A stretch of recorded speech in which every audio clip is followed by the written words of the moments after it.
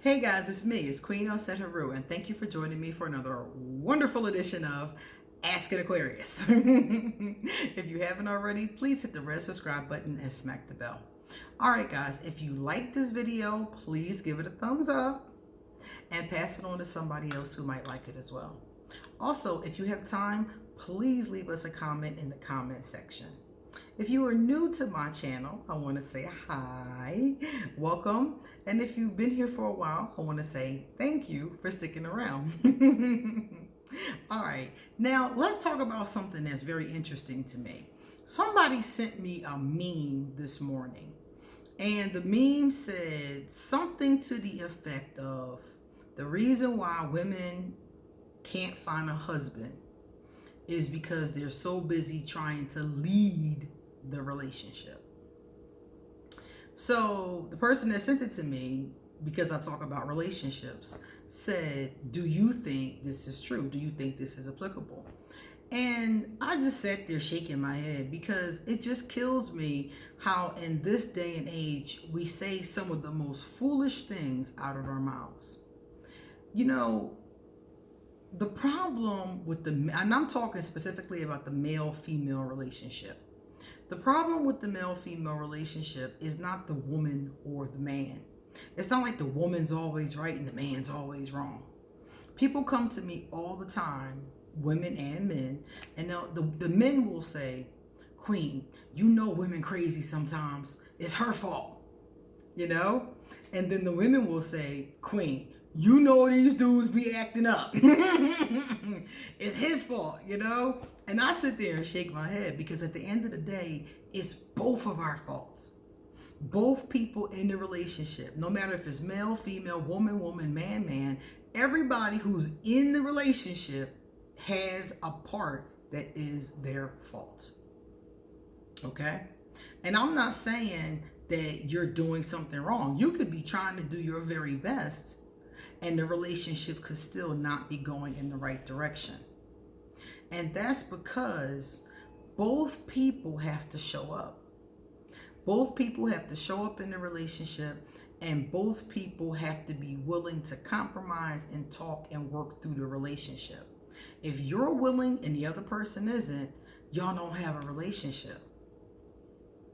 So the problem generally is what both people are doing, or what one person is doing and one person isn't addressing. A lot of times it's one of these two dynamics. So do I think the problem is women? No, I think it's both. I think that the problem in the male-female relationship specifically is that we are not children. We're not playing follow the leader. We're having relationships. In 1705 or 1602 or whenever back in the day was, your wife and your kids as a man were your property. I know some men still fantasize about that time period, but it's over. So this concept about you leading and your wife and kids following you blindly down the street is just that, from the past.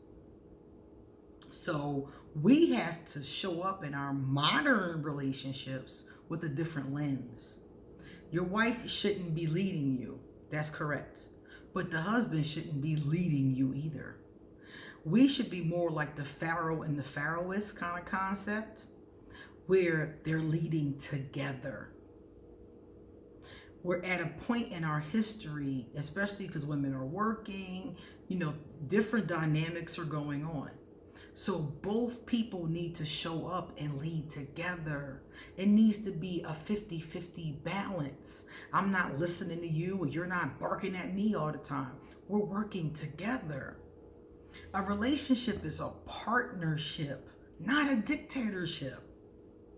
And when you make comments like, oh, the woman should be letting the man lead, you're talking about a dictatorship. You're not talking about a partnership. And this is the problem.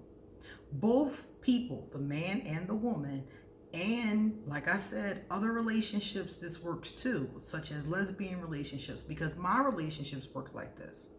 But in this case, I am speaking specifically about the man and the woman because that's where this particular school of thought has come from, the male-female relationship. So even though it does apply to other ones, that's why I keep saying him and her. For those of you who are like, huh? That's why I keep saying him and her. Because it's coming from that school of thought of my man owns me. He owns me and our children. And he protects and takes care of us and we follow him. It's not like that anymore. Now the wife has a job, the husband has a job, and now they need to be more, like I said before, partners and lean on each other. They need to make decisions together. Imagine that. Imagine that. Imagine coming home and you making a decision together. Even if you have a hard time compromising, but you make a decision about what you want to do together. So in modern times, the first thing we all have to do, regardless of your sexuality or your gender, we all have to show up healthy. Because you can't accomplish this if you don't show up healthy. If you show up emotionally unhealthy, if you show up with a bruised ego, if you show up with abandonment issues, if you show up with some of that macho, masculine, what is it called? When they hate women. I can't think of it. That word, it's a word for men who hate women. If you show up with that, then your relationship isn't going to work. As a woman, if you show up with the other, I think it's misogyny. That's what it is. If you show up as a woman and you have the same bias but going towards males, you show up, man bashing. You show up having not trusted men or don't trust men. If you show up with emotional health issues and things like that, it's not going to work either. So we all have to come to the plate emotionally healthy across the board. Male, female, gay, straight, bi, poly relationships, whatever kind of relationship you're in, we have to, number one, show up healthy. Emotionally, mentally, spiritually healthy. This is the first problem I see with a lot of relationships. One or both people aren't healthy. And now they're trying to create a life together. Two unhealed, unhealthy, unhappy people trying to create a life together with all these issues in between them. So the first thing is for us all to show up healthy. And then for us to show up willing to do the work about making decisions about the relationship together. And these really, honestly, most of these things should happen before you get married. You should already know how you're going to parent. What parenting strategies you want to use, what techniques, things like that. If you believe in spanking or if you don't, you should have these kind of ideas already in your mind. Things like, for instance, finances. Are you going to have two different accounts and funnel money from each account into one account to pay the bills together? Or do you want to pay certain bills and your wife pay the other ones? You see, I would say by the time you get married, these kind of things should have already been worked out. So if you come to the table and you both sit down and make decisions about what it is that you want to do, that's the way you can have a successful, productive relationship. You've both shown up healthy. You've both shown up ready to do the work. And before you get married, you have sat and decided the things you want to do. And as complications arise, you're open to tweaking things. Because you guys may make a decision about something, have a kid, and that's something not work. You decided that you're going to, do the freelance baby method. This is what it is. I think it's called free range or free roam or something like that. So let's say, for example, you've decided to do this method where the kid just gets to roam around and you just kind of monitor them. And all of a sudden you find out that for many, many different reasons, this is not going to work for your kid. Either your kid is one of them kind of whimsical kids that just kind of wanders off, or you live in a place that's not safe. I don't think it's safe, period. But a lot of parents have chosen to do this recently. That's why I'm talking about it. So let's say you've chosen this method and it just doesn't work for your kid. Now you have to sit down together and choose another method. Let's say that you've decided to live in a particular place, but now your husband has gotten a promotion that's going to take him to Buffalo. And you don't really want to live in Buffalo. Now you guys have to work that out and make a decision together. So what I'm saying is that if you decide to be in a relationship of any kind and you show up healthy and you show up ready to make these kinds of decisions together, regardless of your gender or sexuality, you'll be able to have a good relationship. And that's one of the things that I've learned from being in lesbian relationships, because a lot of people, even lesbians and gay men, play these roles, these masculine role. So the one that's more tomboyish in some cases or more aggressive is the one that plays the guy. And then there's the one that's more feminine. And then some of us, like myself, reject this. Like, I'm not playing these old-fashioned roles. So now we have to fit into these old-fashioned roles that didn't work before and don't work now. So when I come into my relationships, I come at them from this standpoint. Like, okay, I'm not going to be telling you what to do. We're going to have to work this out together, or we're not going to work it out at all. And that's the bottom line. So a lot of times these old, outdated, stereotypical gender roles get applied to all different groups, and they don't work with the heterosexual community, and they don't work with any other community. And you have women and men who are trying to continue perpetuating these gender roles and this way of thinking. You have, from what I understand, this statement that I originally told you was made by a woman. A woman said that. She said women cannot find a husband because they won't let their man lead. A woman said that. That's what made it particularly disturbing to me, because I was like, what? So there are women and men who feed into these old-fashioned stereotypes.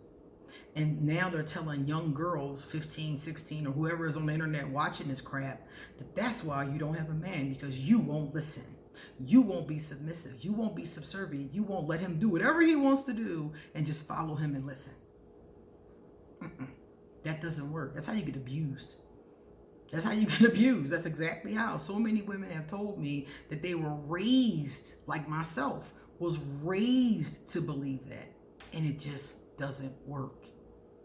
The only thing I've ever seen in relationships that I've been around that were healthy was when the two of them showed up healthy and when they were willing to work together. If you can see your relationship as a partnership, your relationship has a better chance at actually having a life and longevity. And it'll be much more harmonious, because even though it will be difficult at times to lead together, you're two different people with two different minds. So at times it's going to be difficult to come to a good compromise. But the majority of the time, it won't. It's just going to be those big things sometimes, and sometimes you might both immediately agree on the big things. So if you're willing to work together, that's your best bet. So I'm not telling you to follow anybody else. I'm not telling anybody else to follow you. I'm telling you to grow up.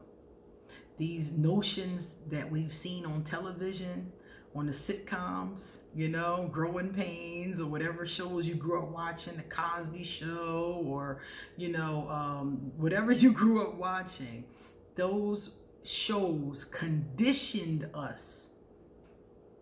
Leave It to Beaver, you know, a lot of those shows condition us for these gender roles that a husband plays and a wife plays, and they just don't work anymore. So we have to each one on the one, because what works for your relationship might not work for mine. So we each have to make these decisions together in our units. Now we have polyamorous couples. So this is like 2, 3, 4 people in the relationship.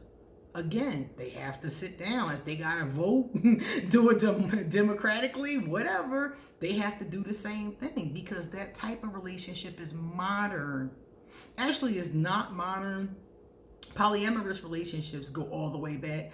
But in America, in modern times, they could take some notes from the past, but the way that it was done in the past might not work for the present. So people who are in those types of relationships, in my opinion, have to make up their playbook as well. The male-female relationship, the male-male, the female-female, whatever kind of relationship you're in, you get to make the rules. And you get to decide who does what and when and why. So stop looking at your partner as your property if you're a man, or looking at your husband or your dude, your boyfriend, whatever he is, as your daddy, because he's not. You're both two grown people coming into a relationship trying to love each other. And if you can come in with a healthy mind and a healthy understanding, you got a better chance at having a healthy relationship. All right, guys, it's time for me to get going. So let me know about your thoughts about relationships. In your relationship, do you follow your man? Or does your wife wear the pants? Do you have that type of relationship? And if you do, what works and what doesn't? Likewise, I would love to hear people who have healthy relationships and have more of a partnership. I would love to hear if anybody has a partnership, because I do know a few couples who have a really solid partnership, and they're the happiest couples I know. All right. Also, if you would like to get a reading done, please email me and I'll give you an appointment. All of my information is underneath here. And come back soon because I have a lot more to say. See you later.